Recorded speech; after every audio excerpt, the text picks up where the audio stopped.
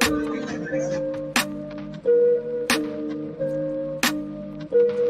boys.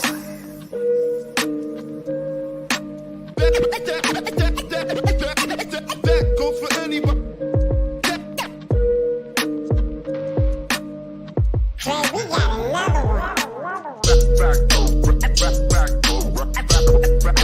Back to the streets. City boys. Definitely, I'll be hearing a lot of really good stuff about you guys, and I'm really glad to be a part of it. Get these Regime shot glasses at smokealoutrecords.com, baby, and have a shot with Bar Talk. Usually the music, I let the music do the talking. The beat will tell me what to put to it.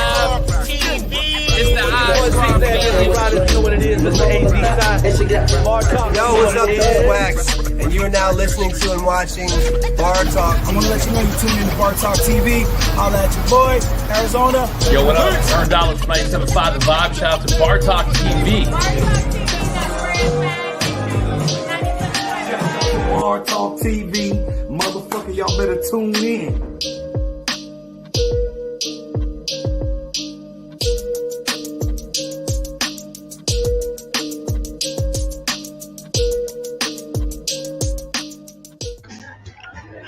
Hey, what's up? We're back for another show. Talk TV, you know. What up? And DJ Jamar, you know what it is, Party God. so everybody start sharing if you could one time. Just there, share a quick commercial from our sponsor. Hey, what up, everybody? This is B Breezy with Bar Talk TV, and I got the owner here of Pecans Wings and Things. So, Jeremiah, what sets you apart from all these other wing places out here? I would say it's my flavors, and not just my flavors, but also how I make them. First things off top is that I do make all my sauces from scratch. So, daily, made to order daily. No sauces get kept overnight, and to me with the chicken wings at the beginning, anybody can drop a chicken wing into some grease or put them on the grill, but to me it's all about the sauce, and my sauces are made from scratch. On top of that, I feel, it's just my flavors, Michelada wings. Michelada wings? Michelada wings. I want to try those. So the Michelada wings, I got the cilantro lime jalapeno wings, I got bacon wrap wings, birria wings. Birria wings. Yeah, we'll talk about that. It's the flavor, it's just doing something different that you're not seeing, that you can't get from anywhere else around us right now. So, that's what I feel would set me apart right now from, all these other wing places. Yeah, I agree. So, Jeremiah, tell us, where can we find these wings at? It's going to be 20% military discount. You guys will be the first to know. Bar Talk TV, y'all.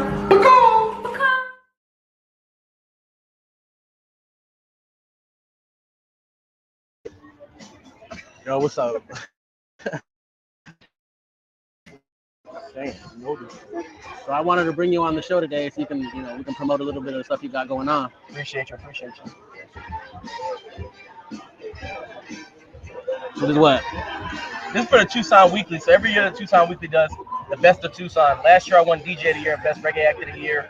They do a nomination that starts like 2 months before the final poll comes out. Yeah. So I'm in the top 5. So I made it again. So I ask everybody to vote for me so we can bring home the win together. It's not just about DJ Jamar. I feel like every time when I win, I feel like I'm like the black sheep of like the industry. So for like all the black sheep out there, it's like they're winning too.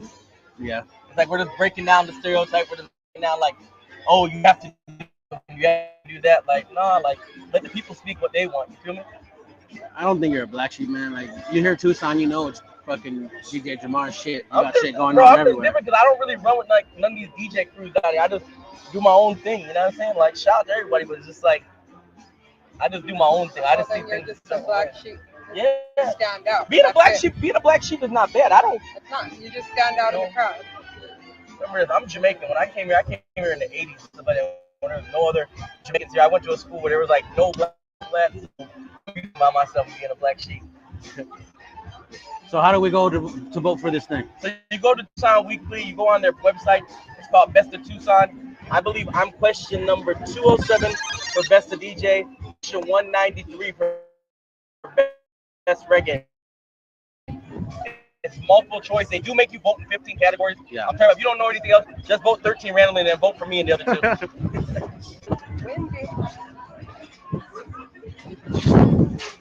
Shit. So here we go. Here comes the Shout out to American Eats and to Mother Nature. DJ today, and it's getting kind of windy like the storm about to. We got let's see what it is. Oh, Grown and Sexy Sundays. So I started this night, Grown and Sexy Sundays at Deluxe Lounge. The real basis behind it is it's not going to be a packed like a Mr. Head tonight, but it's for people that just want to come out, sit, relax on the couches, and just where kids are fighting at and all that stuff. People that just want to be grown. No, that's me. That's where we at right there with that. Every Sunday, I'm out there. My boy Stack's out there. We just be out there vibing. I went last Sunday. It was pretty chill. Yeah, you know, it's not about a lot of people being there. It's about the right people being there. The right vibe. Yeah, the right vibe. We got pretty excited for this one. Yeah, that's gonna be crazy. Okay, there it goes. The pajama party. Yeah, the pajama party is gonna be crazy. My 3rd annual pajama party. We've done it like 3 times already. It's always crazy to see people coming out in their pajamas and their sleepwear. Some people come out wearing like almost nothing. You know what I'm saying? This year, I'm going for that top pajama outfit thing. Ain't nobody beating me in the outfit. Got some pretty good shit. So what's the prize though? Dark. I can't win because I'm winning.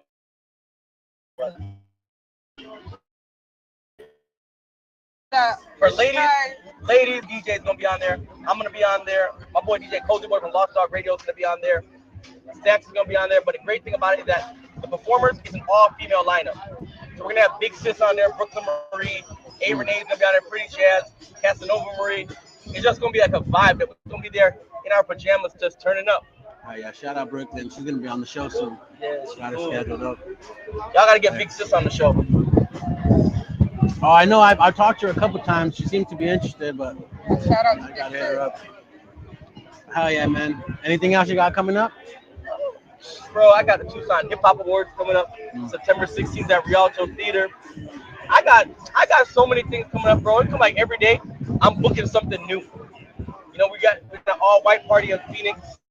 Labor Day weekend, that Sunday. Aren't you doing a pool party? Yeah, Gucci Man, September 30th. I'm about that. At Gila River Pass Casino. Gucci Man, we're gonna be out there. November 3rd, I'm gonna be out again at Gila River Casino with Smokey Robinson. Oh shit. We doing the thing. Hell yeah. It's gonna be a vibe, trust me. Not to mention tonight, what are you doing? Oh yeah, I'm at the original Hideout tonight. Every Thursday, we got turned up at the Hideout playing cumbias, bachata, and hip hop. That's my spot. That's my spot. When I could, but I got my Jacob be sliding in there.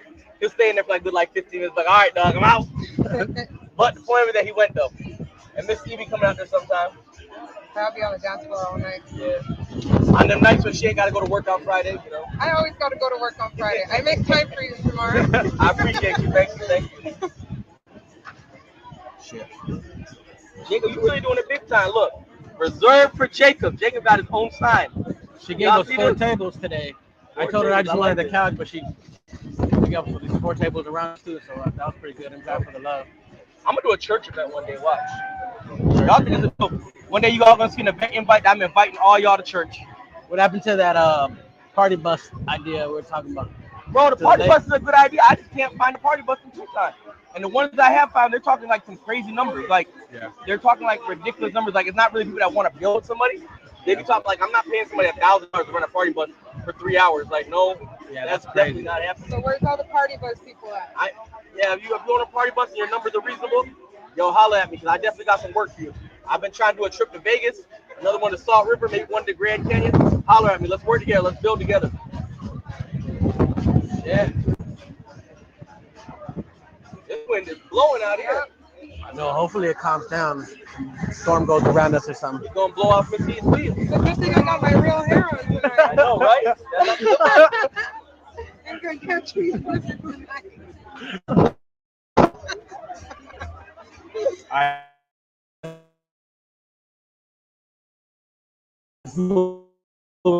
From here. Yeah. gonna get rained out. You got doing shit tonight. Pull up to the hideout. Yeah, original hideout, 3000 South Fish Road. We out there. I know my homie Bobby G. He has something going on for Friday and Saturday for the school to get their haircut. So it's like there's the address there on the screen. If you, I know, let's see, Fats. He has his birthday coming up tomorrow. Yeah, we best on his birthday party. Kelly B too.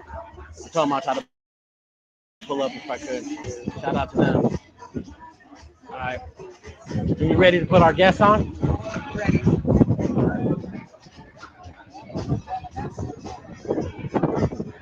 Let's run this last commercial real quick, and then he'll be on. Hey, what's up? How y'all doing?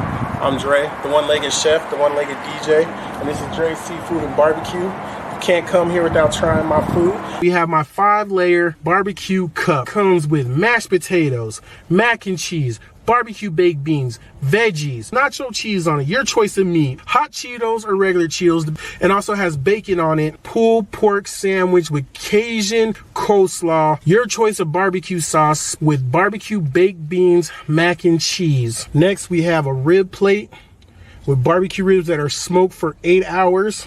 Low and slow, that's how we like to do it, with mac and cheese and barbecue baked beans.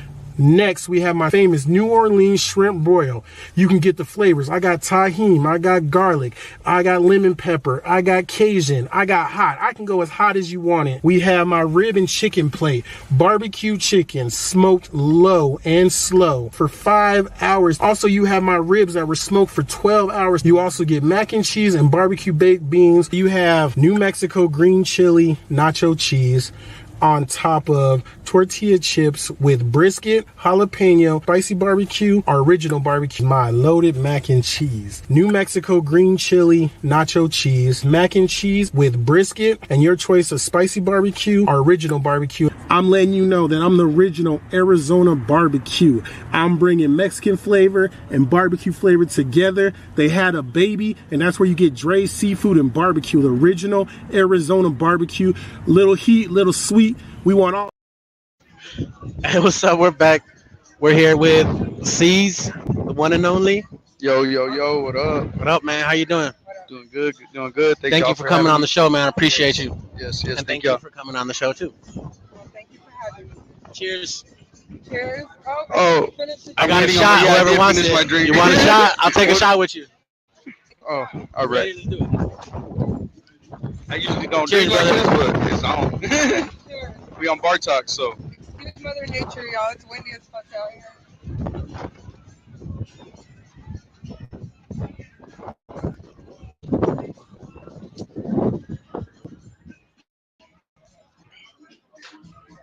Woo.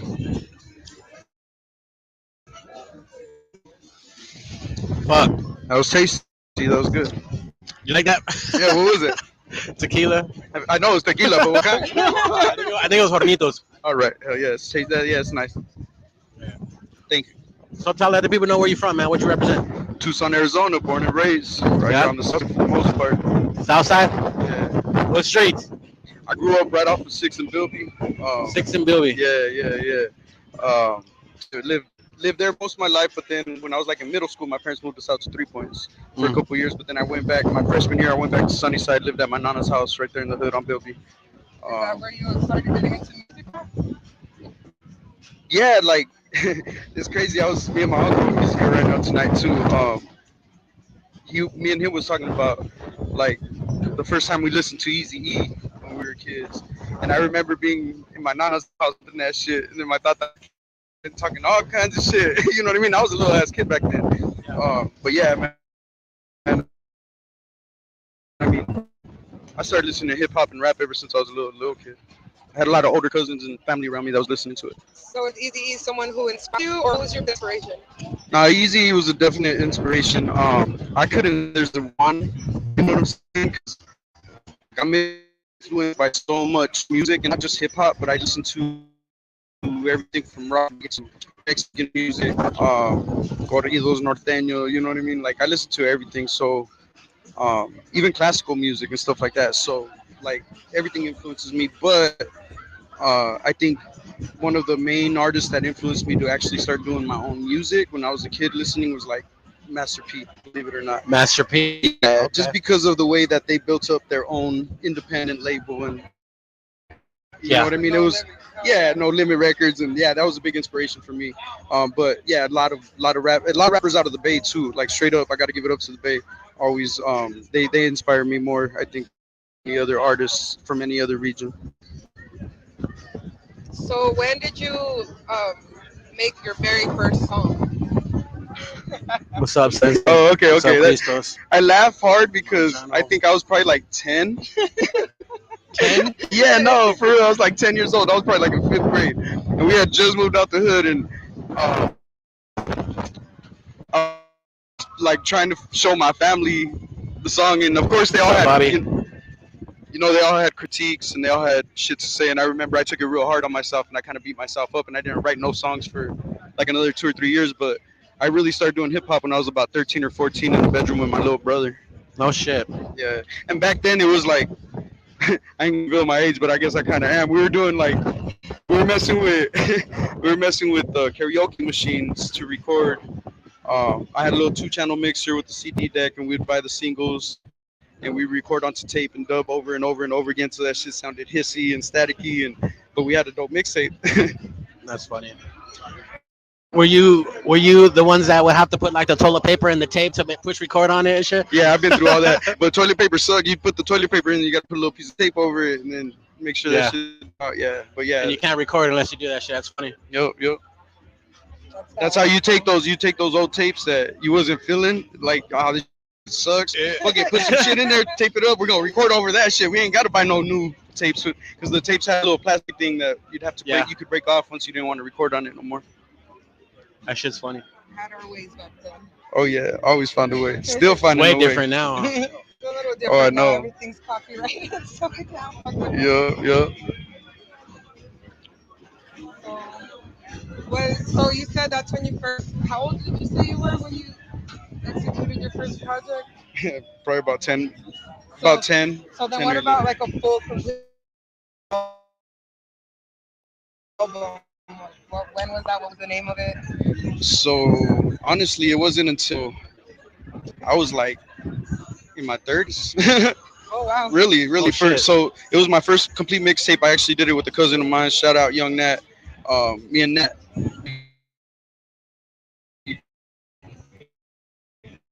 I Yeah, I put it in that flame under my ass, getting me out here again. But yeah, it's crazy because I had stopped rapping. Like I said, we used to do the karaoke machines. So full disclosure, at the age of about 15, 16, we pulled a robbery and we did like a home robbery, and I got a bunch of home stereo equipment and DJ equipment out You of it. stole it? Yes. Hey man, every single best rapper at the time that I was Allegedly. growing up listening Allegedly. to was allegedly committing crimes to do what they had to do. Hey, I'm pretty sure the statute of limitations is over on this already, so I ain't even worried. But yeah, so that's what we did, bro, and that's what we was working with. And so to go from that and all of a sudden having kids and like having to snap into reality and do something different for years and years and years, and then run into my cousin who's doing music again, and he had some hot shit, man. You know what I'm saying? I'm like, oh, ooh, I'm feeling this. I'm loving. So right away, I'm like, let's put a team together. He's like, yeah, and I said, yeah, and so we did. We put a team together. A lot of my family and friends and people that I was tight with at the time, we put a whole crew together, man, and we was doing it. We was rocking it, and you know, in this game, Yeah. the alcohol, the drugs, the influence, sex, all that. I mean, you got to have your mind straight. So,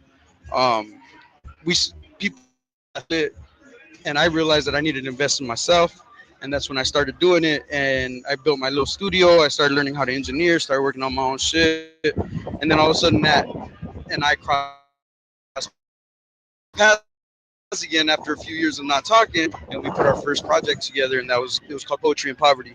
And my kids were young, I was doing political stuff. I'm still really active in the community, still do a lot of local community organizing and politics.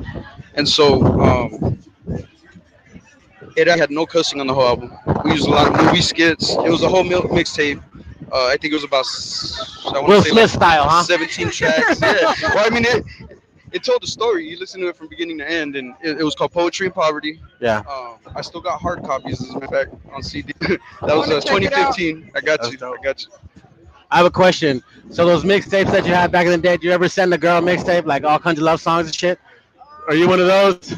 No, hey, I'm a hopeless romantic. Ain't gonna lie. It took me a long time to fucking understand and realize like what I need for myself.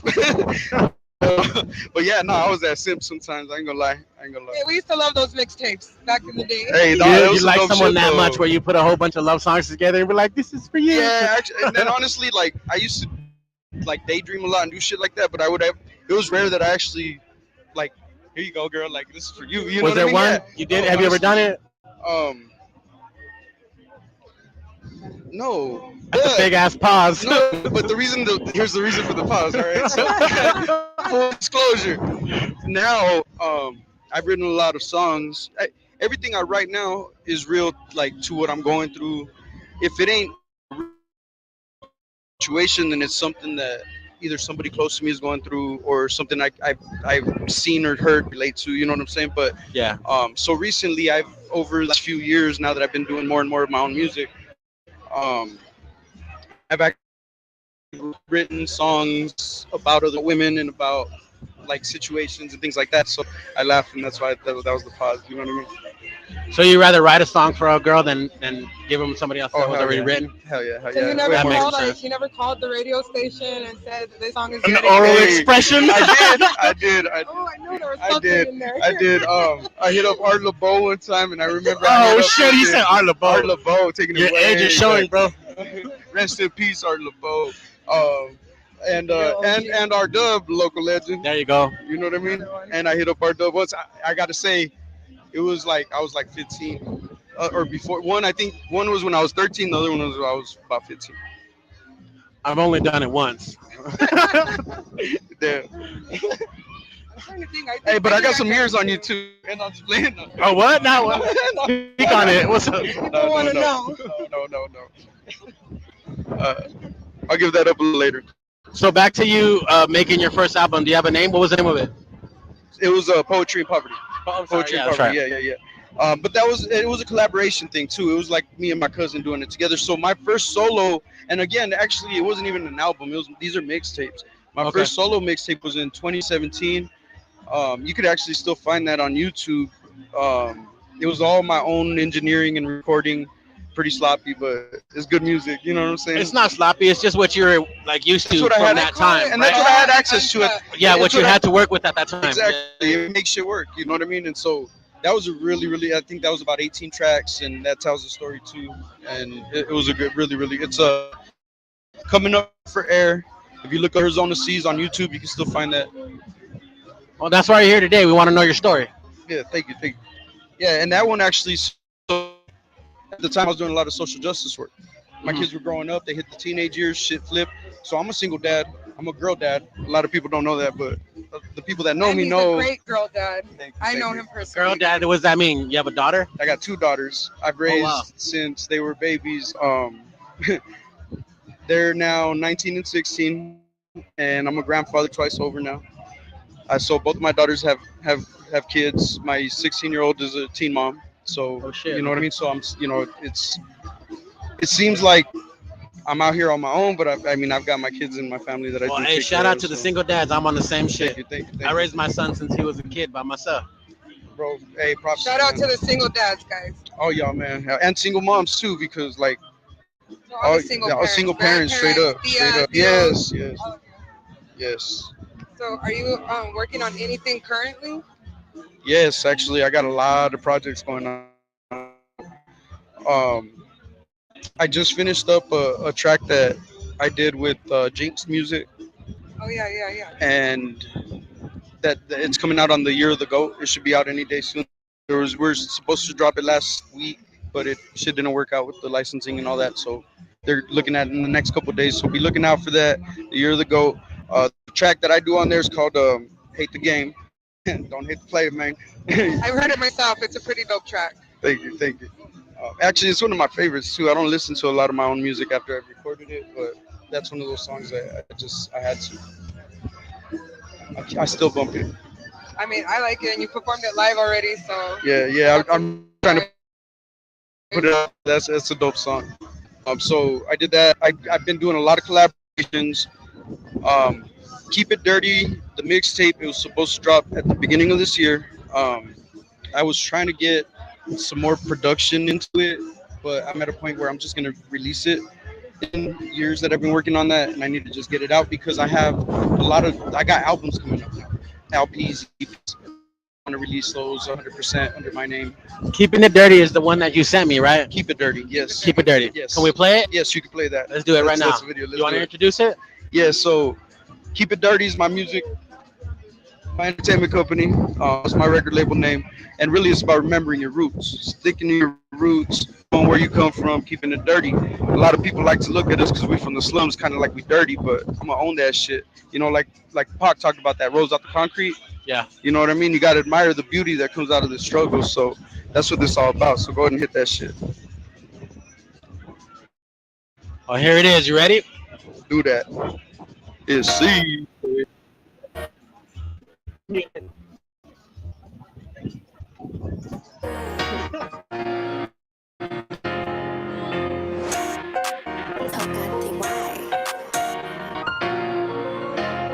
Keep it dirty from the sticks, grinding grimy stack of grit. All I know is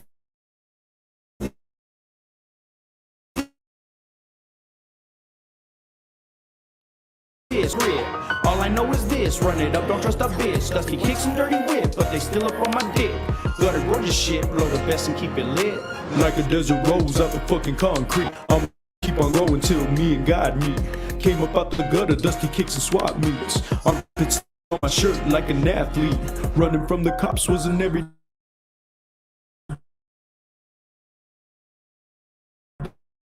day. Thinking game. Never since they killed my cousin, I ain't been the same. Looking back now, what a motherfucking shame. But you couldn't tell me shit, I do it all again. Maybe not everything, but I know one thing for sure. It made me who I am today, and the truth that helped me grow. What goes around comes back, reap what you sow. Feel press like a thumbtack, do what you know. Can't guarantee the love back, keep to your own. Watch out for snakes or grass around your home. Keep it dirty from the sticks, grinding grimy stack of grit. All I know is this, run it up, don't trust a bitch. Dusty kicks and dirty, still up on my dick. Gutter gorgeous shit, blow the best and keep it lit. Keep it dirty from the sticks, grinding grimy stack of grit. All I know is this, run it up, don't trust a bitch. Dusty kicks and dirty whip, but they still up on my dick. Gutter gorgeous shit, blow the best and keep it lit. Different roads, different concrete. Same struggle, but you're focused on them J's on your feet. Big shoes on the old school, skating down the street. Your baby's got no diapers, but you flexing with them Cuban links. It's time for get back. I'll pick rap a step back. What you trying to leave behind, I can't respect that. It's time to invest and put it back in the community. The future is the kids, and it's time we teach them unity. But don't get it twisted, man, I'm still gonna chase the bag. Fuck a liability, start businesses by land. Creating jobs in the hood, watch out for Uncle Sam. Cause this country's shady, they'll take everything you have. What goes around comes back, reap what you sow. Feel press like a thumbtack, do what you know. Can't guarantee the love back. Keep on, watch out for snakes or cut grass around your home. Keep it dirty from the sticks, grind grimy stack of grit. All I know is this, run it up, don't trust a bitch. Dusty kicks and dirty whip, but they still up on my dick. Gutter gorgeous shit, blow the best and keep it lit. Keep it dirty from the sticks, grinding grimy stack of grit. All I know is this, run it up, don't trust a bitch. Dusty kicks and dirty whip, but they still up on my dick. Gutter gorgeous shit, blow the best and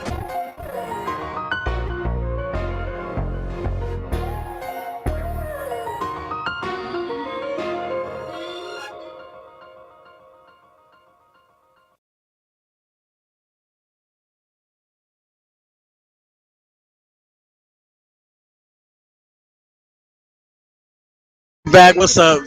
What you guys think about the video? You guys let me know in the comments. There's a couple of those lyrics, bro, that I was feeling like when I watched the video when you sent it to me and I downloaded it.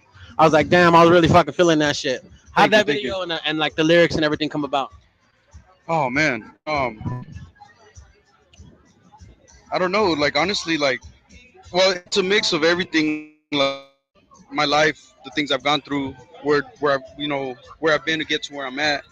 I talk about like people I've lost, you know, the struggle of coming up poor and having to fucking rise above shit. You know what I'm saying? And so, like, there's honestly, like, when I wrote that, it was so I had mentioned before I did that mixtape where I had no cuss words in it. Yeah. It was like this transition in my life where my kids were like getting older and I was really being starting to be real with them.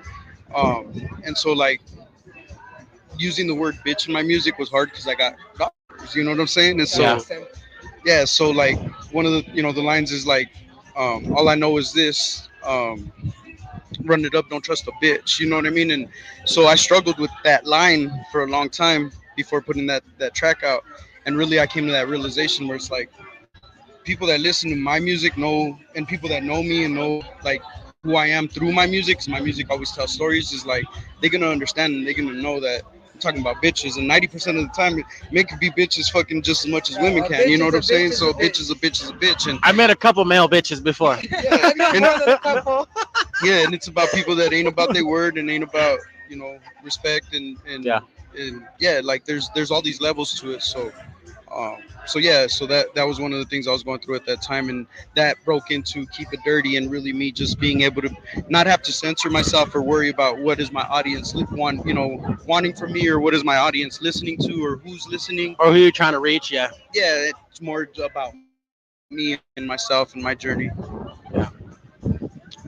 Michaela, what's up, Michaela? She said what's up, and she said the track's fire. Thank you, Michaela. I appreciate that. Shout out to everybody DJ watching Shrek, right now. Christos, Robert, Bobby. Yo, there's a lot. Sorry if I don't mention you guys. There's Sensei. We got Bobby Sensei. G. Dre Day's in the house. Shout out y'all. Hell yeah. When did you make that video? Oh, that video. So that song I recorded probably like two and a half years ago, but we did that video early or at the end of last year. Young Mac Film, shout out Young Mac. He did that. Yeah, he got down on that video. With him a few times myself. Yeah, real professional, dope person, good person. I appreciate you, man. Thank you. Shout out Young Mac, man. Yeah, he did good on that. He's actually filmed the two videos that I have out right now. He filmed both of those. That's what's up. What about events? Do you have anything coming up as far as like doing any live shows? Yeah, tomorrow night, Hookaholics. I'm gonna be there doing something. So if y'all, you're always doing that open mic shit, huh? I see you doing that all the time. Every Wednesday Shout at out the to you, Rock. though. That's dope. Thank you. So hey, y'all gotta check it out. It's a really dope vibe. They have comedy outside. They got a lot of dope rappers coming through. If you rap, come through. I mean, it's fun. No pressure. Everybody's just having fun with it. Come through, have fun. If you like hip hop, come through and check it out. It's dope. Be there every Wednesday. I was able to make it out. Was it last week? It was last week. Yeah, it was last week. No, the week before. Yeah. But it was some pretty dope artists that I haven't seen before because we're all used to seeing all the same people at most of the events. But there's some new shit out there. You guys got to check it out. Yeah. Correct me if I'm wrong, but did you open up for X-Rated? I sure did. Yeah, me and. Cool. I saw that. I saw the videos. I was like, that's my dude. That was dope. Thank you. I got to shout out my nephew Boo Boo. He was on the set with me. Homie Dudley too. Southwest Grizzly. He was on the set with me too. My nephew's only 15 years old and he fucking rocked that stage. He killed that shit. Didn't he had the whole crowd singing his song. That's dope. Is that the first time you opened up for like artists like that, like major artists? Oh no, I've been opening up for major artists for. Well, I mean, I wouldn't call them major artists, but you know what I mean. They're anymore. Yeah. I mean, they're old school artists, but hey, props though. I didn't. Yeah. I know. They've been major artists at one point in time in their career, and they're game, man. And all respect and all love, like straight up, and it's like an honor. Like I gotta pay homage. You know what I mean? That it's been an honor to open up. I've opened up for Lil Rob. I've opened up for DJ Paul. I've opened up for Busy Bone. I've opened up for DJ Quick. That was a dope show. Loonies. I think I was there for two of those. I think the Busy Bone and the Loonies. Yes. Yep. Yeah, so I've done a few. There's probably a few I'm getting to, but I know I can't think of them right now either. I try to support them as much as I can. Yes, so. Thank you. Yeah, that's dope. Congratulations. That shit's cool as fuck. Thank you. I can only imagine being on stage and like feeling that adrenaline rush, doing all that shit, you know? Like straight up, man, like that adrenaline rush is what keep me in this. You know what I mean? I love that. I'm a fiend for that. Are you addicted to it? Yeah. I mean, I used to be addicted to other things, you know. We won't talk about that. Yeah. No more Yeah. incriminating. Yeah. What else, Cipriano?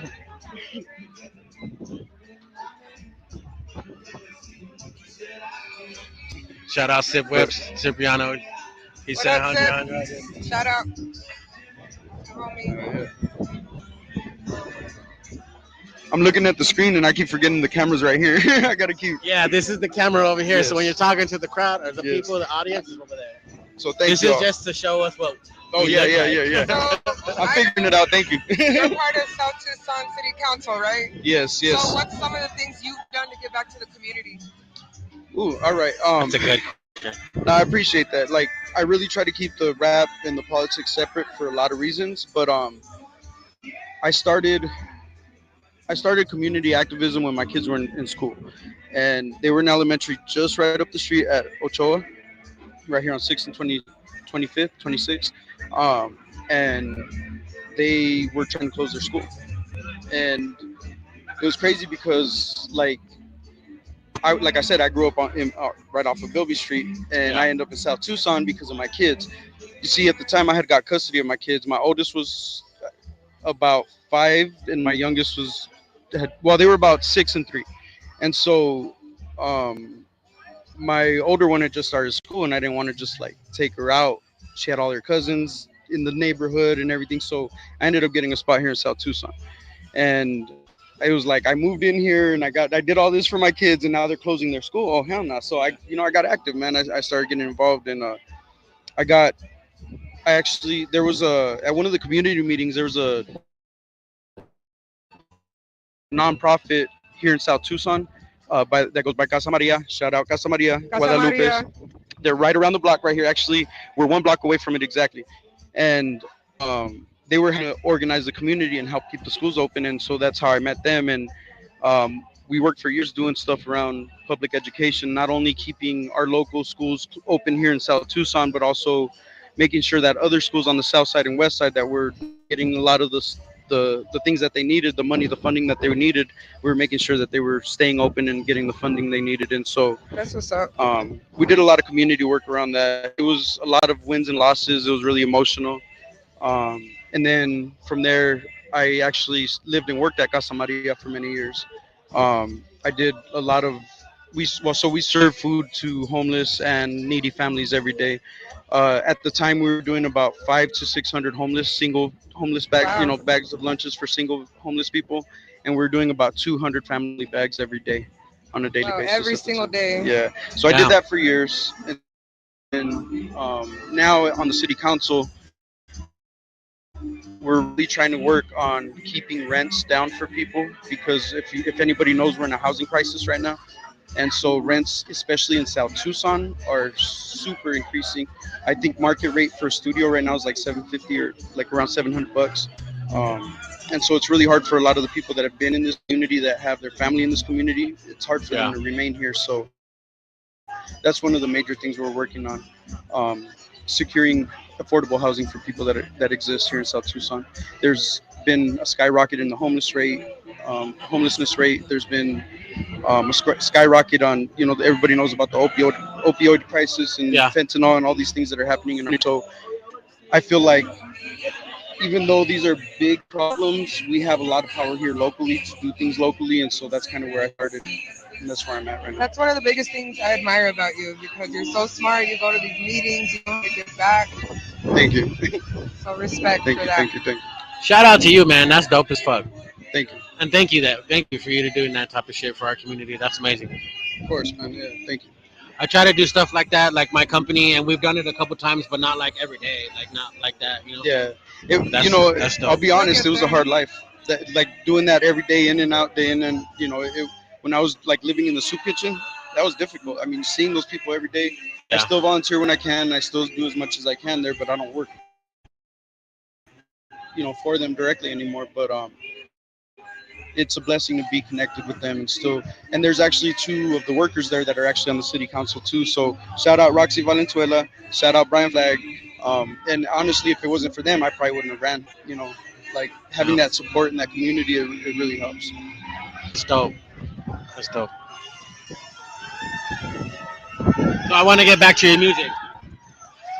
When it comes to you making a track, what's your process? Do you write it down, or do you need to hear the beat first? So it just depends on the song. Definitely when I hear a beat, I get a feel for it. You know what I'm saying? That I've kind of gone through over the years, but like sometimes I'll hear a beat and I'll hear another artist on it, and not that I try to mimic, you know, try to find their cadence or anything like that, but it's rather I flow with that other artist if I was on this track with them. Yeah. And so then that inspires me to do a track that in my head sounds like what they would do. But then too, there's other music that I hear and it's just I hear me on it and I hear my emotion, my feelings, my thought, and that's where and really like I feel the beat, like literally. I'll feel happy, I'll feel sad, I'll feel this is a party songs, and then Like the ones that you're like emotionally attached to? Yeah, I mean, music brings out emotion. I mean, I think that's why it's so. Oh, I know it universal. does. You know what I mean? Even just the beat itself. And so when I hear a beat, sometimes it'll make me feel a certain way, and that'll either cause me to write a song about somebody that maybe I feel emotionally at that moment I'm in tune with. Right. Yeah. Or it might be like, oh, this is a turn up song. I want to fucking get down to this right here. And, so that's part of it. But then there's times where like I'm working. I'll be doing something. I'll think about something, and lines just start popping in my head. So I'll get in my phone, and I'll, but I gotta write it down because if not, I lose it. Pull out your notepad real quick. I'm a straight up stoner. I ain't gonna lie. I love cannabis. It's changed my life. It's helped me with a lot of shit. So I forget shit. So as fast as it comes into my head, I gotta write it down. You know what I'm saying? So yeah, I gotta write it down. I gotta capture it. But there's a lot of times where that emotion comes out just in my writing. Right. So then I gotta turn around and either find a producer that can produce something for me with that feeling, or search through beats until I find that right feeling. Yeah. I understand that a lot because I know when I used to write music, a lot of it was very emotional, like shit that I was personally going through. I'll take like a couple shots and I'll just sit down and fucking write for like hours and shit. And that's the best shit, bro. Yeah. Like really, that's the best shit. And it's funny because I remember I was listening to a Scarface interview a while back, and he's like, man, once I get the first two lines down. What's up, Crystal? After that, it just flows. And I feel real similar to that. Like if I sit down, like if I go to the studio, and we're sitting down and everybody's got a beat on and we're like, okay, let's write, let's fuck with this. I have a hard time with those first 2 or 4 lines. Once I break past that, it just flows. It just comes naturally because it's a freestyle. It's off the top, but I got to capture it. Yeah. You know what I mean? You got to capture that like first rhythm to it. Yeah. Yep. And we were kind of talking off when you were playing the video earlier, you know what I mean? Before, when I ran into my cousin Nat, I had my own studio set up. I was doing my own, for the most part, my own recording and engineering and all that. But I had been away from music for so long that I really had lost my identity in it. You know what I mean? I had to find my style, my rhythm. I had to find what I was, all my different, because I actually throw my vocals in a lot of different ways. And it took me a while to get comfortable with that. Shit tripped me the fuck out, to be honest with you, when I saw that first video we just played. Yeah. When you did like the hook and then you started rapping, I'm like, what the fuck? That's the same dude. Yeah. Hey, and shout out Young Nat though, because like for real, he gave me that confidence to do that because he do that shit. I remember one of the first times we listened to his mixtape, we were all the homies were standing around and we started looking at each other. That's you? And that's you too? But yeah, man, like, I got a vocal range. You gotta play with it. You know what I mean? And yeah. That tripped me out. Yeah. I was like, what the fuck? That is real, boy. Yeah. And so with that being said, a lot of my shit now, I'm comfortable with my flow. I found my style. When I did Keep It Dirty, at that time, I was trying to find myself because I was going from transitioning from being a single father to all of a sudden being a grandfather, and like my kids were growing up and moving. My older daughter was like real independent, wanting to get out the house as soon as she turned 18, and so it was hard for me, you know what I mean? And so I found myself through the music, and that also was like with my style, with my delivery and my confidence and being on stage. And so now my shit's hot. So my new shit that's coming out, y'all need to watch out because it's gonna be hot. I'm waiting for it. We'll see. What is that? You got something now coming out soon? Yeah, so like I said, I'm gonna What up, drop that Robbie? mixtape that I've been working on for a couple years, and that's not gonna be so impressive. But by next month, y'all be looking out for the Mac is back. I'm gonna have that done by the end of next month. I'm gonna be dropping that. Something I've been working on, and that's really about that confidence I built up. I used to be really big, and I gained a little bit of my weight back, but I still feel good about It's weird myself. to picture, right, you guys? I used to be really big. I'm talking about. So was I, bro. No, I was no. like 320, Yeah. and I got on my shit, and I'm like 220 now, so I lost Nice. about Both 100. of you guys both look great. Hey, bro, it's a journey, man. It's a journey. It I'm is. down to. I was like at 220, and I got down to at one point I was at about 140, 145. That's where I felt really good. I'm up to about 160 right now, but People start hating your confidence, don't they? bro, it's been a battle, man. I went through some shit this last year, man, and like I said, the Keep It Dirty was supposed to drop at the beginning of this year. Mac is Back was supposed to drop a couple months later. I lost my nana recently at the end of last Sorry to year. hear that. Yeah, sorry about that. That was tough, man, and last year I lost my cousin who I was real close to, who had a lot of influence on me in the music. He was a DJ, like back when DJing was DJing, you know what I mean? Where he used to be able to fucking cut tracks back and forth on the Yeah. turntables, you know what I mean, and play that loop that break beat on his own and shit, and it was dope, and he inspired me in a lot of ways. Actually, I listened to the first listen to NWA on Wax was with him, and so he passed away at the end of last year, and that was really hard for me too. So like, I had this kind of dip after really feeling really good about myself. You know what I mean? Yeah. And, but you know, that's life. We go through these seasons, we deal with it, we keep moving. And now I'm back up on my way back up. Yeah. This gives you further inspiration, you know? Yeah, totally. That's what's up, man. And what about like people you collab with? Like, is there anybody in AZ that you want to collab with that you haven't? Ooh. Honestly, like the one, like right off the top, as soon as you said that, the one J Till, I would love to fucking collab with J Till. Is he from Tucson? Well, Where's he from? You see, I believe he's from Tucson, but I know he resides in Phoenix. But I believe he's from Tucson, but I think he could be from Phoenix. I'm I not wonder sure. if he's watching right now. Yeah, so if you're watching right now, hit me up. Hit him up, bro. He wants to do a track with you.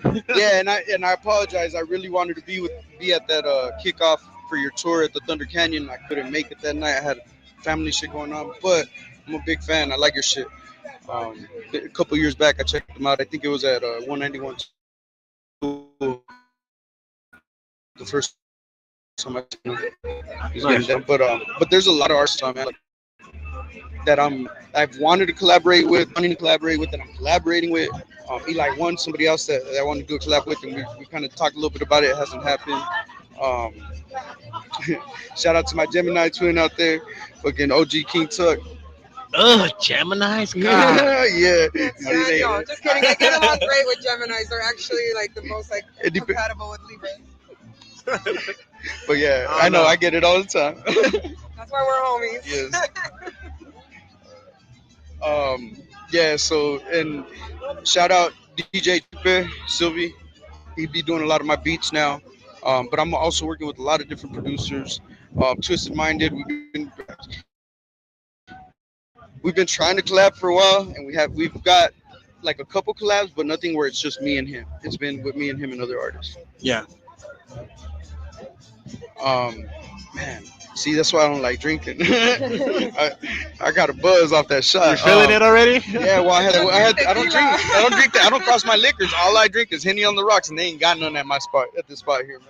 I know. I was kind of sad. I was like, Yeah, wow. but it's all good. But man, there's all kinds of artists in Tucson that I want to collab with. Chachi, shout out Chachi. Man, Chachi, that's my yeah, boy he's gonna right come there. on the show soon too. Yes, that's my boy right there. I got to get down with him. Lyric, my homegirl Lyric. We've been trying to get some together on some shit. That would be dope. Yeah. Shout out to Lyric. Shout out Lyric. We've got a few things that we've kind of like thrown back and forth at each other, but nothing that we've actually worked on. Renz. Shout out Renz. That's my homegirl. She need to get back in the game straight up. I would love to do a collab with her.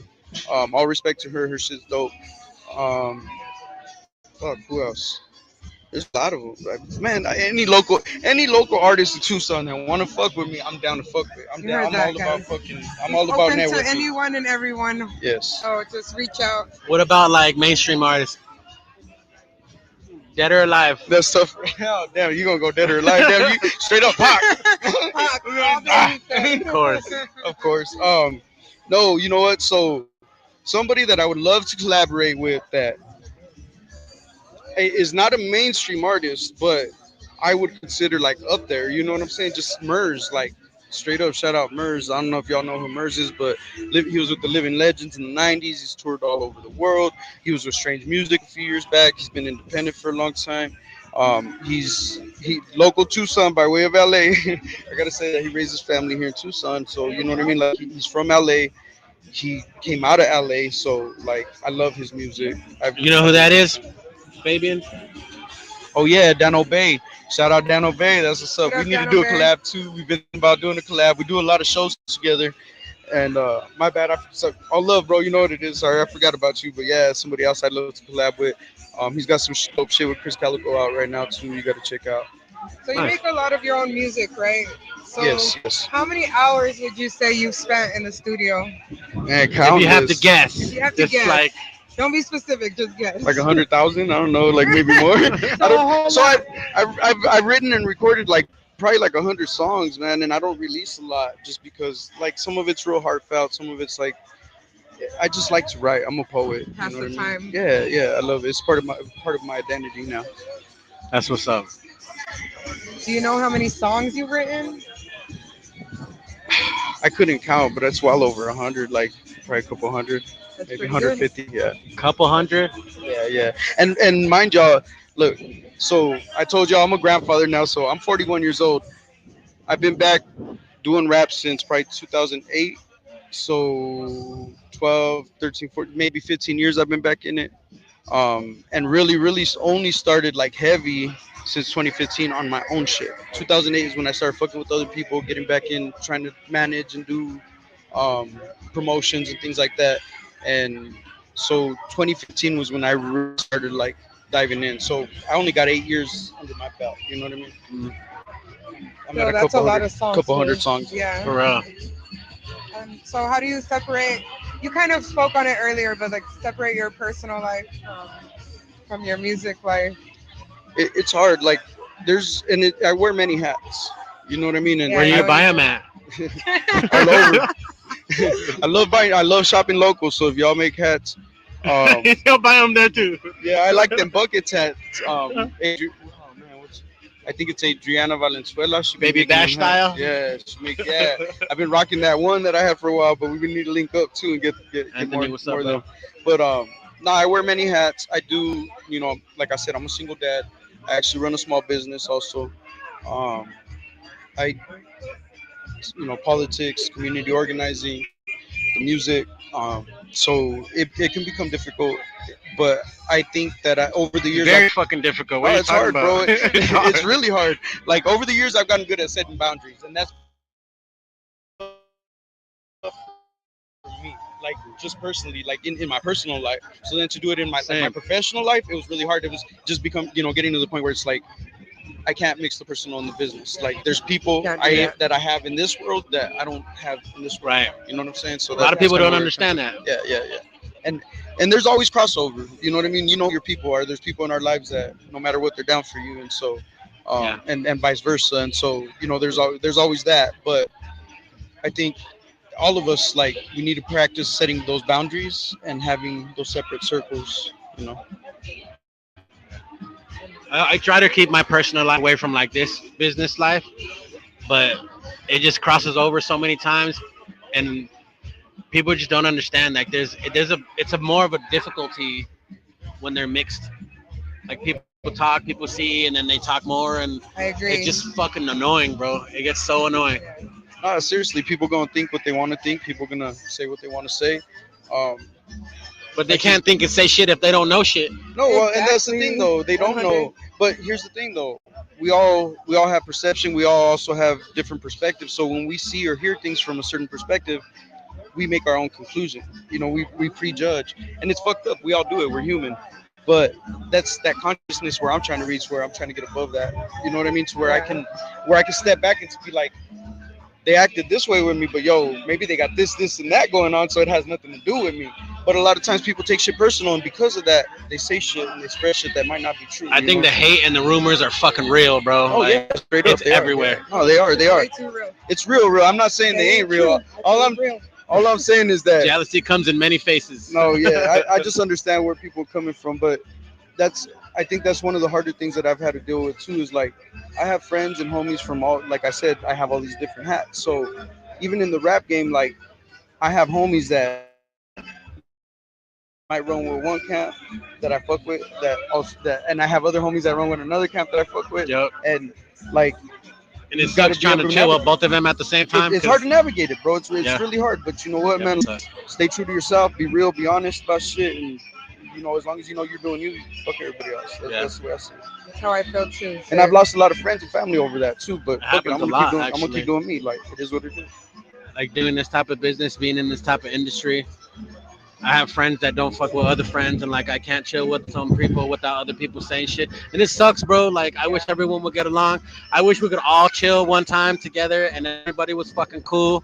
And just like, I feel that, bro. It'll be fucking cool. It'll be an amazing time. At least, just you know, be in the same room without bothering each other. Yeah. Like, everybody doesn't have to be cool, but you know, it's just like. Yeah, I mean, it's about mutual respect and common courtesy. Like, straight up, like, treat each other like how we want to be treated. Yeah. And it sucks because, like, golden rule. No, straight up. Hey, and you couldn't see me 20 years ago sitting here saying this. Like, I'm gonna be real. Like, I get it. Like, I've been there, but at the same time, like in the video you played where I talk about all the people I lost, the things I've gone through. I've seen so much violence in my life. I ain't even, like, the thought of violence ain't even fucking appealing to me anymore. Like, I've lost all desire for any kind of violence. You know what I mean? I agree. Same here. The only type of violence I'm gonna ever be involved in is if I gotta protect me or my family, and it's only gonna be in self-defense. You know what I mean? And so speaking on family, have they been supportive of you doing music, and have they inspired you? my babies inspire me all the time. Friends and family always inspire me, definitely. Sometimes it's not for the good, you know what I mean? Sometimes inspiration can be good or bad, but it's still inspiration. Oh yeah, sometimes you have a falling out with somebody or beef with somebody, with friend or somebody you consider family, and it could go both ways. But it's interesting because I feel like a lot of times when you're starting off on something, you get a lot of support from your family.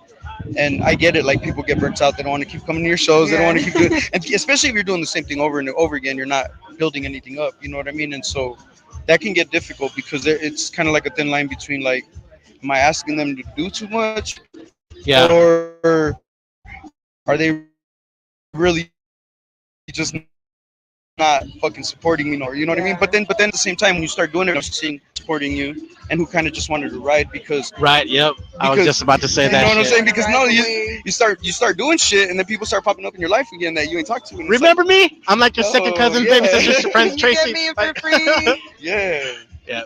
And even people that you've always fucked with, that you'd be down to fuck with, but the way they approach you now because you're doing shit, it's so different. Yeah, man. It sucks.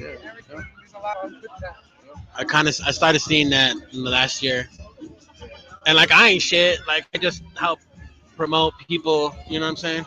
But I kind of seen that people coming from the WordWorks, people that I haven't seen for a long time, and just coming around like, hey, like, I see you got this going on. You think you can get me in this motherfucker for free? I'm like, bro, that's the where other the thing, fuck you been in the last like? God damn it. So I don't know if this is like the cue to play the next video or not, but that song keeps shining. I got a few lines in there. I was just about to say that shit. I got some lines in that motherfucker. I'm like, damn. Like, yeah, I got a few lines in there if you listen. Family don't support your dreams sometimes, you know what I mean? They always want something free. So those are a few lines that I say in my shit. Fabian said that we're brave during the interview outside because it's storming at his place. You gotta come to the south side, homie. Yeah. Kidding. Anthony said, keep it dirty. 100. Yeah, baby, 100. Keep it dirty in the timber, baby. Keep it dirty, baby. What's up, man? Bartok? Good, What's gorgeous. up, brother? Thank you for watching. There he is. It's about time. I'm going to shoot this next video. What's up, brother? And we're going to get some more drinks. What up, brother? You want to introduce this video? Yeah, so it's exactly about what we was talking about, bro. It's called Keep Shining. Yep. People try to block your shine when you're trying to get up there and do your thing. You know what I mean? And it's crazy because, like, honestly, I grew up feeling like because I was so different and so like I don't know, colorful. You know what I mean? Like always happy and just like bouncing around and shit. Um, I got a lot of judgment because of that. And then coming up as a boy, like being a little more in tune with my feelings and shit. You know what I mean? It was not, it wasn't cool. You know, especially Yeah. coming up in the hood. So I had to toughen up. But it took me a while to find myself, to Yeah. really like shine and be me. And once I did, motherfuckers was trying to block my shine. You know what I mean? And sometimes it's like the least expected people, the people that you expect feel the that. least. You know what I mean? Like Feel the people that you all had the way. right there by you, and that's hard. And that's Yep. hard. It hurt. It's hard. It does, and it's all love. You know what I mean? For me, on my end, because Me too. the way I see it, like I said before, we go through seasons. We Yep. outgrow things, people, all Yep. that, and so we outgrow relationships. And it was that point where I had to start doing me and doing different and detach myself from the people around me. So let's keep shining. Amen. And there's 3 verses in that. The first one is like more focused on myself. The second verse is like more relationship wise, and then third is relationships with like just friendships, type relationships. You know what Yeah. I mean? So check it out. Keep shining. It's CEAZE, baby. Keep it Tap in, dirty. y'all.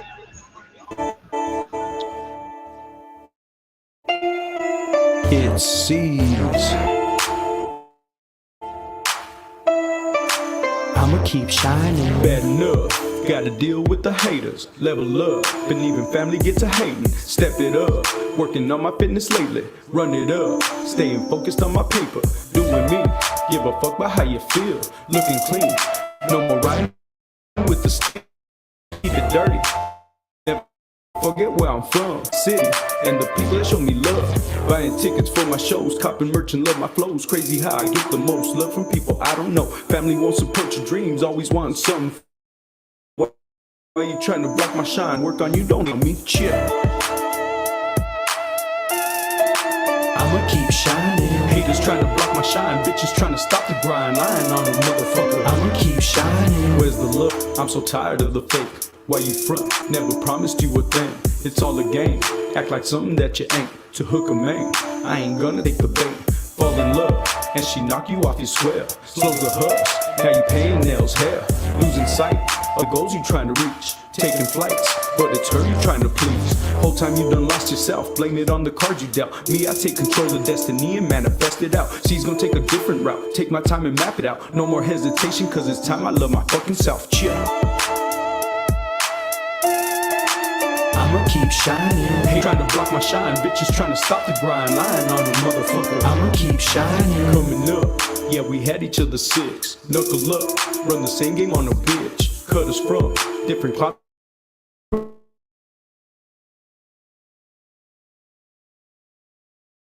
From the sticks, call my mom. Yo, mama, bitches fucking sad in your fucking head. Jealousy, just as evil as the greed. Eyes on me, focused all up on my feet. I can feel the energy, the vibe change, no more synergy. Go ahead and try and block my shine, focused on me. All I need, I got in me. Searching for the God in me. Wish the best for you, cause the truth, the hate is not in me. Chill.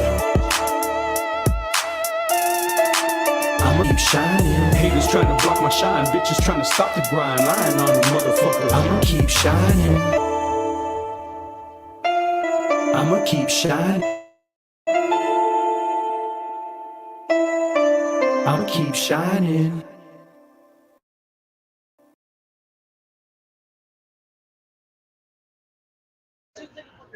And we're back. That was Keep Shining, right? Keep shining, yo. So tell us about the song. What's up? Where was the shot at? That was shot in Barrio Viejo, right up in city center. So you know where 5 Points is? No. Where they got all them big bridges that say like Barrio Viejo, Barrio, where ugly but honest. Okay. Right, those 5 corners right here when you're going up 6 before downtown. Right. Yeah. Yeah, they got the big arches that all all the barrios that you drive into. So Barrio Viejo is right up. That where the bikes were? Just west of that. The bikes were spinning, right? Were they on bikes? Where? I don't know. I'm lost now. You're talking about South 6, like like downtown, right? Yeah, well, if you're going north on 6, right before Way you get before to, way downtown. before you get to downtown, Yeah. where it splits, where Stone Yeah. splits, that, yeah, Julio Cesar Yeah. Chavez and all that, those arches right there. So if you're going north on 6 and you make that left, that's Barrio Viejo right there, and Yeah. there's that little area right there, that little part. That's dope. That's the first time I ever seen a video shot there. Yeah, yeah, Where they yeah. had a plane with the tail of the plane with the door. You know what I'm talking about? Yeah, I know yeah, what yeah, you're yeah. talking about. Right. That's exactly the hotel. Right. The motel right there. Yeah, exactly. On I think that's on Stone, right? Or Right on the corner where it splits. yeah, at. yeah, yeah. Or yeah, right there, right there. So, did you pick those two videos? Are those your favorite songs, or do you have a song that's your ultimate favorite song that you made? Well, like I had mentioned before, that "Hate the Game's" kind of like my favorite song right now. Honestly, I would have to say like my favorite song would probably be one of the ones I did with my daughter. Oh shit! And She's that was on a track with oh you? yeah. So my daughter used to rap back in the day. She's 19 now. She ain't for years. She ain't nothing but. That's dope. I was gonna ask you that. That's cool as fuck. She was, dude. She rocked like a crowd here in South Tucson. Right here in South Tucson, probably have a good 100 people. And she was only like maybe 11, 12 years old. Um, 6th grade. So it was pretty dope, bro. And that was her first solo song. But before that, we had jumped on a track together, and I wrote her lyrics. I asked her, you want to get on the track, and she was like, eh. I was like, I'll write it for you. I even recorded it for her so she could hear it and practice it. Yeah. And then I took off the recording and let her do it herself. It was pretty dope. She rapped and she kind of sang a little bit, and we talked on the track, and it was pretty dope. And then after that, she got inspired. And at the time, like I said, I raised my girls on my own, and so her mom wasn't around. And at that time, her mom had kind of came back into their life. Thank you. Thank you. Appreciate you. She had came back into their life for a short period of time and then kind of dipped out on them again. So she was really hurt and dealing with that. And so after I got her on that track, she was like, Dad, I think I want to write raps. She straight up came into my room. I was in the studio working on my own shit. And she's like, Dad, I want to write my own raps. That was like your proudest fucking moment, wasn't it? Yeah, I was like, yes. And so then I was like, all right. I was like, let's do this. So she's like, okay. She's all, but Dad, all my friends that write, because she's in 6th grade, she's already in middle school, so there's like 7th and 8th graders that are writing raps and doing stuff like that. And she's like, all they rap about is like stupid stuff that they don't even know about, like Ferraris. Like none of them know what a Ferrari is. You know Keep what I mean? it real. Keep it dirty. Yes, keep it dirty, baby. And so, Keep it dirty. Thank you, and so I asked her, I said, okay, Mija, what do you want to write about then? She's like, well, I want to write about what I'm going through right now with my mom. And I said, well, do it. And so, she did, and it was funny because I told her, well, get a notebook and just start writing down your feelings, and I'll help you turn it into rhymes right now. And I walked into the kitchen about 20 minutes later, and she was sitting at the kitchen table with the notepad, earbuds in her ear, rocking with the beat that she found on YouTube, writing to the beat. That's what's up. She was 11 years old, bro. What feelings did she have back then? There was a lot of hurt and pain from her mom not understanding why she didn't want to be in her life, bro. And it's crazy because she wrote a hook for a singer, even though my daughter didn't sing. And my homegirl Jeannie B, shout out Jeanette Lopez. She ended up laying down the hook for her, and it was a real emotional hook, Wow. bro. And it was like good. to It was a hear it beautiful one song. And I'm really sad because I can't find it. No. I checked my damn. hard drive that I had at the time, my backup, and I can't find it nowhere. So it hurts, dude, because that was a beautiful song. It was a beautiful song. Damn, I bet. That's crazy. I know, like, my brother was going through, he was my oldest brother, and he started doing, like, these crazy drugs and shit, and he, like, lost his fucking mind. And one of the songs that I wrote was to him, like, saying how much I miss him and wanted him back to, like, the way it was before. But I never, like, went to the studio or recorded it. It's just in my books. Yeah. And That's crazy. I feel you on that, bro. Like, there's a lot of music I have in my books that I've never even laid down, bro. Yeah. Yeah, I feel you. That condolences, bro. Like that, it's hard to see people like that you love doing shit in their life. You know what I mean? Like that. Yeah, it's hard, man. It's hard. I got a lot of people I love like that in my life. So your daughter making music, is that one of your proudest moments, or what's your proudest moment?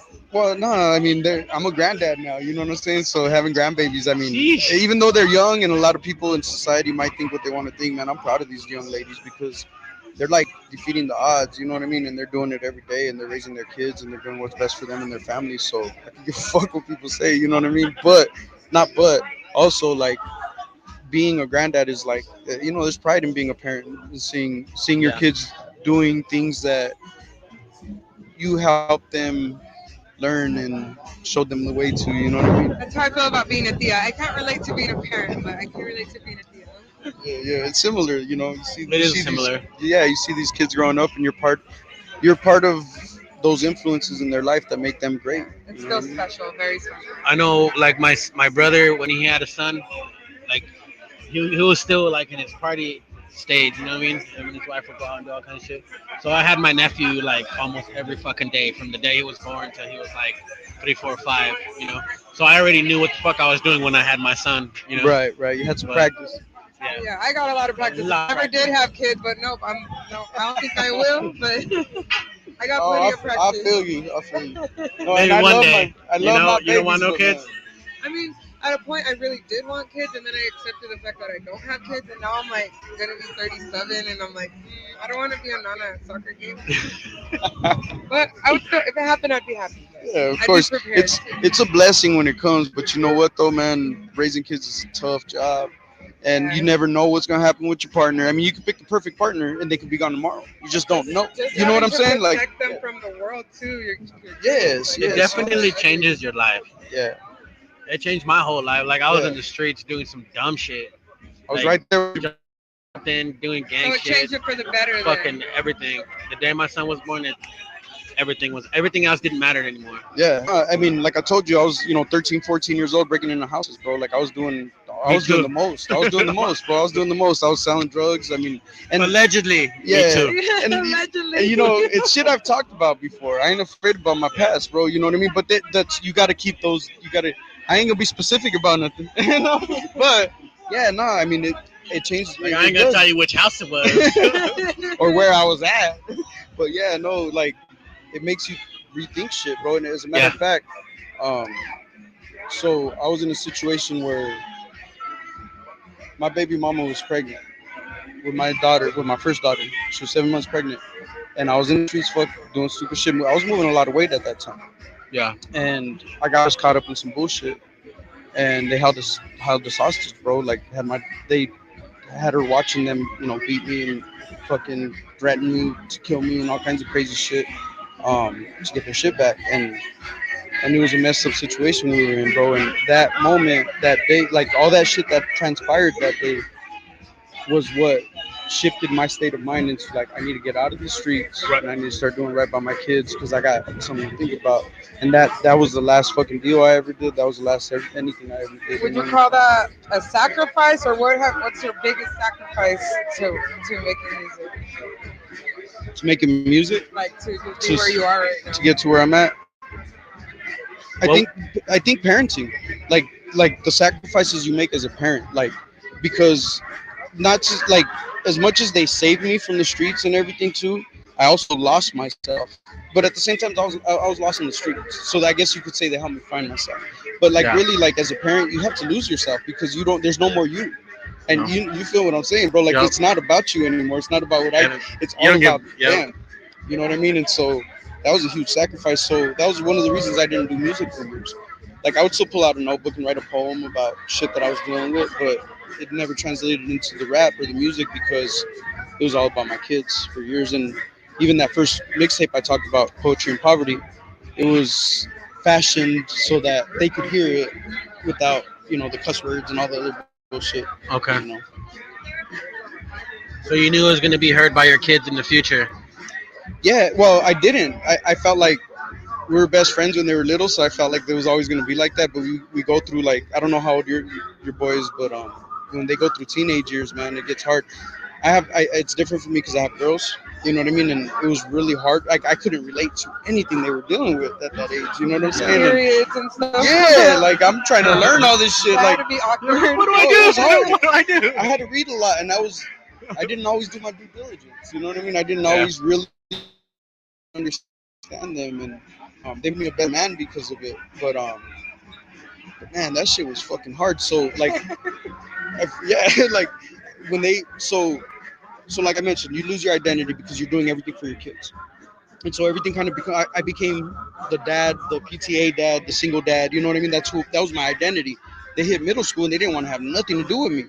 And high school got worse, bro. That You know what I'm sucks, saying, bro. bro? And it was hard, That man. shit fucking hurts me, bro. Bro, it's fucking hard, bro, right? Like, and then you know, because I was raised by my dad. In teenage years, you just want to be with your friends. Yes. You don't want to hear shit your Dude, parents got to like, say. raising my son, like, he was so close to me. Like, I was like his fucking hero. Yes. And now, like, he doesn't wants want you to do drop shit him with off me. down Like, the block so nobody sees you dropping him off at school, I'm like, right? what the fuck? Like, it makes me sad, bro. Yeah. Like, fuck. I feel your pain, bro. I went through it, man. So when I went through that, bro, I actually had like a breakdown. Like, it got hard for me, bro. I had to like restructure my whole life. Yeah. But I started a journey where I had to find myself because I realized they were becoming their selves, and I had to learn how to like love them and accept them for whoever they were going to become, regardless of what I wanted from 'em, you know what I mean? Yeah. And that was hard. And so once I got to that point, like, I was able to like be real with them to where they could be real with me. And it took a while, bro. You know what I mean? But through that, I kind of found myself. And then now they see like, oh, now I know who my dad is and how, like, who he really is, and they're okay with it. You know what I mean? My son's about to turn 13, and he's already like he's pushing me away. Like, he's barely talking to me and shit. What do I have to expect? It's only gonna get worse from here, bro. Only gonna get worse from here. This is so. The one thing I can tell you, bro, is like, be honest, real, straight up with them as much as you can. Yeah. And don't ignore your gut. I ignored my gut a lot because I would trust what they would tell me. You know what I'm saying? Trying to like trust them. Always trust your gut throughout your Trust your entire gut. life in any situation. Yes, trust your gut, bro. When it comes Even to your kids, man, children. because there's some shit that I've let slide, bro, that I look back on and I wish I could have handled differently. I had a gut feeling and I should have just fucking acted on it instead of like asking and like leaving it to them, bro, because sometimes our kids aren't equipped to deal with some of the shit that they deal with in Parents life. aren't meant to be friends until later on in life. Yeah, Right. yeah, straight up. And but you got to find a fine line, bro, because you got to let them know that you're their friend and you're gonna help them through whatever, and you're always gonna be there for them unconditionally. But that your job is there to also teach them, so you're gonna correct them when they're wrong. Right. And that's the way I put it for my kids, bro, because it wasn't about like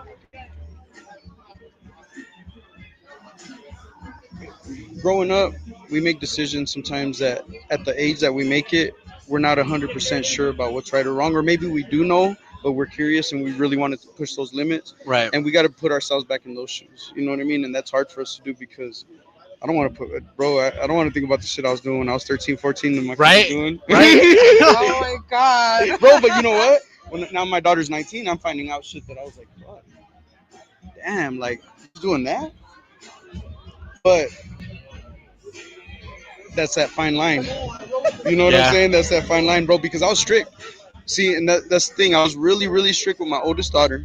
I was really pressing. I was really on her. I was always, everybody was always at our house. I even adopted one of her friends because, like, I wasn't into, like, her just being wherever. You know what I mean? I was really super strict. And it pushed her away. So then with my little one, I tried giving her more space. And because of it, she felt like I didn't care. And so Okay. one of the other things that I always tell parents is like, all our kids, everybody's different. We're all different. We have different needs. We have different emotions. We see things differently. So you've got to tailor your parenting to your child. Right. And what works for one kid ain't gonna work for the other. Yeah, And that's so, true. like, from my, like, those are the things that's the advice I could give you, bro, because, like, I don't know your son. I don't know your guys' relationship. Right. You know what I mean? But you got to figure out what works for you guys. And that's hard. But That was some real spit right there. So let's go back to the music. Have you traveled anywhere to do a show? And where did you go? Like out of state?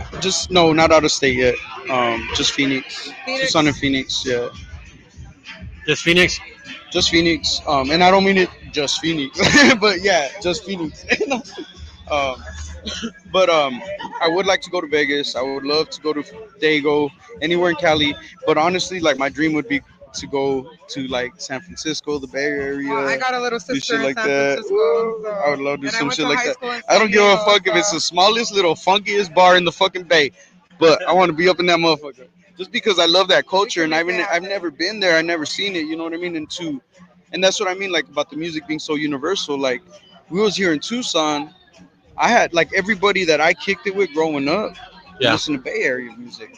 All our slang was Bay Area fucking slang. You know what I mean? Everything we would go places and people wouldn't understand us unless they listen to Bay Area music. You know what I mean? And so, like, how we. Tucson's big on the Bay Area. Yeah. Tucson's got to live a lot of, like, it's crazy. I think I was talking to you about this recently. Every region and city kind of has their own different style, lingo. Um, the music sound, everything's a little different. I feel like Arizona has been kind of put in a box to be like the copycat of Cali, or the little brother of Cali. That's how I prefer to call it. But Tucson really does have its own style. We really do have a lot of artists that are really kind of breaking the mold from what people think about Arizona. Right. You know what I mean? And it's crazy because Tucson has been really culturally like diverse as far as music, where it comes from. You got the Ron Stanton, all the Ron Stantons. You got a lot of. I mean, shout out to Swindle. I got to give it up to Swindle. I don't know if y'all know Swindle, but Swindle Woo Woo. One of the fucking originals from Tucson, putting down on the gangster rap shit. Like, there's a lot of artists from Tucson that are doing things, and I feel like a lot of that division we were talking about earlier is what holds us back. Because, like, looking at the Bay, looking at other parts, even like when Master P was doing it, it was about unity. It was about everybody coming together, putting aside differences, and figuring out how we're gonna make money together. You know what I'm saying? And so I feel like a lot of the beef in Tucson hold a lot of rappers back. And they hold us. I mean, they hold all of us back as a community, as a city. You know what I mean? So we got to start building the bridges, y'all. I feel that shit for sure. Sorry to get y'all emotional, man. No, man. That's what I do. It's CEAZE, baby. I keep it dirty.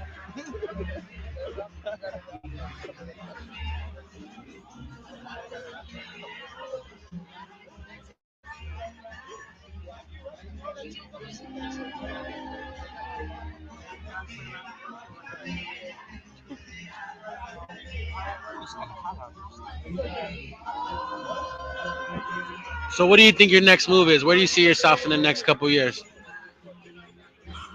So honestly, like, I'm real into generational healing. You know what I mean? We've gotten to this place because we've been generationally fucked over the years. You know what I mean? So, a lot of the work that I've done is now to lay a foundation for the next generation to come. You know what I mean? I mentioned my nephew Boo Boo, Boo Boo. Anthony Durazo, he's out there doing his thing now. He's 15 years old, really rocking. He's out here rocking stages. It's fucking dope. Shout out to Boo Boo. Yeah, but that's what it's about. It's about laying down a foundation for that next generation and hopefully building on that. And so, over the next few years, I hope to be able to propel myself into a place where I can have a platform for these young artists that are coming up out of Tucson that are really into unity, that really want to do something big, that want to move forward on this and push us out of Tucson and out of Arizona. Yeah. Get us nationwide and then worldwide, of course. That's what's up, man. Yeah, so like with that being said, I've got multiple projects in the work. I talked about earlier about the Mac is Back. I've also got a 3-volume project coming up. DJ Cheap is doing most of the beats on those projects, and they're gonna be like 5-track projects each one. But it's a theme. It's volume 1, 2, 3. It's Friday evening, Saturday night, and Sunday afternoons. Yeah. And then Boo Boo's got a lot of stuff coming out. We got some features coming out. Me and Boo Boo are gonna be doing a feature with Cameron. That'll be coming out hopefully pretty soon in the next month or two. With Cameron from Dipset. No shit. You did not mention that earlier. No, I didn't. I had to save it for Bar Talk TV. I'm breaking it out. I asked you earlier about collabs. No, I know. Surprise, I had to y'all. keep it. I kept it local earlier, but yeah, straight up. So I've got a few collabs coming up with some some big time artists that, or at least that I consider. I don't know if y'all remember the Alcoholics, the Licks. Yeah, so I got a feature with Tosh and Jinx Music that we're doing with Tosh. Oh yeah. That was thank you. That's dope. I know Boo Boo's got some features with some Chopper. He's got Ritz. We've got I fucks with Ritz. yeah. One of the ones you see. I hate it. No disrespect. I love Bone Thugs and Harmony, but I got Buzz, and I can't remember which one of the Bone Thugs and Harmony. But it's with Twista. It was that package that he got that you put me up on. It was Twista and. Which song? No, it's a package that we got with a bunch of features from these artists, and Boo Boo's gonna be laying down a bunch of chopper tracks. My nephew Boo Boo, he get down on those like he got that flow. You know what I mean? So be looking out for Boo Boo. We're gonna be doing a lot of features that we're gonna be dropping soon. Do you have advice for any upcoming artists that you wish somebody would have told you when you first started? Like for the next generational artist. Do you. Like, for a long time, I tried to tailor my music to an audience, to a crowd, to whatever. But what I found over the years is like the songs that I've gotten the best response from people, and not even just like people that listen to strictly hip hop. Like I've done songs where I've had people in their 60s, 70s, and they're like, "Damn, that was a good song." I like they felt it. You know what I'm saying? So, a lot of times the songs that we think ain't gonna be popular is what touches the soul and the heart and mind. That's music. That's the way to reach the heart and mind of people. You know what I mean? And so, do you be original? Don't be afraid to step out of the box. Don't be afraid to do something different. I think that's great advice. Great advice. And keep it dirty. And keep it dirty. Motherfuckers. So I'm gonna ask one last question, just because I'm sure the ladies want to know. Are you single? And if so, are you mingling? You got a Tinder account? Always ready to mingle. No Tinder. I've been thinking about doing an OnlyFans, but I got too much shit going on as it is. I ain't trying to do all that. I heard the other day that almost 85% of people on Tinder already have relationships. Oh wow! Isn't that crazy? 85% of everyone on there I already. I thought that shit was a joke. No, I mean it makes sense though, because like it's quick hookups, it's kind of discreet. I think it's like a boost to their ego. Like, you match someone so they feel better about themselves when their shit's already going down the drain anyway. Hey, we're all about instant gratification nowadays. You know what I mean? It's like, give me the next 6 second clip. You know what I mean? It's and no, you're totally right, man. It's so. Here's my thing. I am single. I'm mingling. I can't do relationships. I've gotten to a place. We mentioned earlier, I'm that hopeless romantic, and I really am. Like, if I'm really feeling a woman, like, it's funny because me and he talk about it all the time. I'm smooth. I'm charismatic. You know what I mean? Like, I bitches like him. Yeah, but the moment and ladies. Women love. No, I'm the same, bro. Yeah, no, but when I really feel somebody, I'm the total opposite. I'm fucking bumping into shit. I'm quiet. I can't fucking figure out what to say next. Dude, I've gone out, like, I've gone all out on some shit. Like, I'll send roses to their work and all that shit. Like, Valentine's Day, I'll do the whole roses everywhere, petals and all that. I've done that shit, but it was for people that didn't appreciate it. Oh, I feel that, bro. So, I feel that. No, I feel that. And then now I'm like, I feel this is just a distraction now. Like, I don't even. Yeah. I want to, but it needs to be with the right person. Yeah, you gotta do it for the right person. Like, don't just stop doing things like that. No, and here's the thing, though, too. Everyone that I meet or have met so far, they don't deserve it. Yeah. Or the effort's not there. You know what I'm saying? Or you feel your effort ain't matched. Right. That's what I meant. And it's hard because, like, and you see, that's where I've gotten to that point where it's just like I'm not even. So here's my thing: I ain't into wasting nobody's time, ever. You know what I mean? Yep. Especially single moms, like y'all doing your thing. Fucking, I ain't gonna come in and try to interrupt your life and be like, I'm all about this or that. I'm real straight up, but I'm super affectionate. Like, the type of energy I give my kids is the type of energy I would give a partner. You know what I'm saying? But I haven't found anybody that's right for me, that fit. And it's funny because So I look at you because you're like you were celibate. So I went celibate for a few talk years. about this shit all I've done that. I've done we're that homies before. and shit. So this is I've my done girl that right for here, so years. we're homies and shit. I stayed celibate for years, almost 4 actually. I did about almost 7 years celibate, bro, because I needed to focus on my kids. You know what I mean? And it just kind of turned into like being about me. So when I did start dating and started getting out there, I really wanted a relationship. I wanted that ideal, what we think about in a relationship, and I realized like a lot of people and I say we because I do it too. We put on fronts. There's certain things we don't want people to see about ourselves. And it really takes a long time to break down those I don't know walls. who's gonna accept you for the real you. Yeah. You know what I found out when I started dating again? Bitches are crazy, bro. Oh yeah. No, and the thing is, like, I don't know if you're like me. I accept, like you said, I accept a lot because I've been through a lot and I've overcome a lot. So when somebody tells me their story and I'm like, damn, okay, I see where you're coming from. Now you're trying to do better. Let's do it. Right. But I realize, you know what? I can't have that mindset. I got to be about me. And if somebody's gonna meet me at that at that level, and they're gonna put themselves first, and it'll work out. And it's funny because like I've met people that say, or women that say, oh yeah, we can kick it and see what happens, and I'm down, like how, because like I'll be straight up with a woman. If I'm into her, I'll tell her like straight up, this is what I'm about. I can't do a relationship. If you're okay with me doing my thing, we can kick it. Up to them in the beginning. You ever been in the friend zone before? Oh yeah, I have. I've been in the friend zone for what, like bro, years like, one time, and I would never fucking do that shit again. You did it for years? So I did it for years. For someone you liked? Yeah, like I was totally in love with this about person. the friend zone, bro. I would never do it again. Here's If the I thing see about it the coming, friend I'm zone. like, I'm sorry, nope, I ain't doing that shit. I'm You gotta- sorry. I'm out. I'm out. There's two ways you go.